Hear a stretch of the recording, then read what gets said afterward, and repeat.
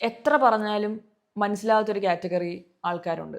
മദറിൻ്റെ permission ഇല്ലാതെ മദറിൻ്റെ ബ്രസ്റ്റിൽ വന്ന് പാലുണ്ടോ എന്ന് അസസ് ചെയ്ത് നോക്കുന്ന ആളുകൾ. അവർക്ക് ബോഡി ബൗണ്ടറീസിനെ പറ്റിയൊന്നും വലിയ ഐഡിയ ഉണ്ടാവത്തില്ല. മദർ ആയതിൻ്റെ പേരിൽ നമ്മളെല്ലാവരും മുമ്പിൽ ഇങ്ങനെ ബ്രസ്റ്റ് തുറന്നു വെച്ച് പാലുണ്ടോ ഇല്ലേ എന്ന് അസസ് ചെയ്യാൻ ഇരുന്ന് കൊടുക്കണമെന്ന് യാതൊരു നിർബന്ധവും.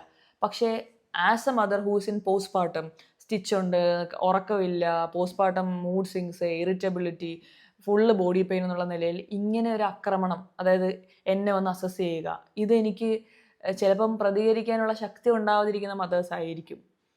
ഈ വീഡിയോ കണ്ടിട്ട് ആർക്കെങ്കിലും അങ്ങനെ ചെയ്യുന്നവർക്ക് ഇനിയെങ്കിലും ചെയ്യാതിരിക്കാൻ കഴിഞ്ഞാൽ അത് നല്ലതായിരിക്കും ഒരു ന്യൂ മദറിനോട്.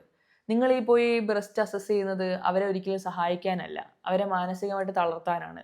ഈവൻ ഇഫ് ആ ബേബിക്കോ മദറിനോ അങ്ങനെ എന്തെങ്കിലും ലാക്ടേഷൻ ഇഷ്യൂ ഉണ്ടോ ഇല്ലയോ എന്ന് ഉറപ്പുവരുത്തണമെങ്കിൽ you can send them to gynaecologist, paediatrician അല്ലെങ്കിൽ ലാക്ടേഷൻ കൺസൾട്ടൻറ്റ്. അല്ലാതെ നമ്മൾ തന്നെ ഒരാളെ ബോഡി പോയിട്ട് ഇങ്ങനെ അവരെ പെർമിഷൻ എല്ലാം ടച്ച് ചെയ്ത് പാലുണ്ടോ എന്ന് നോക്കി അവരെ പീഡിപ്പിക്കാതിരിക്കുക.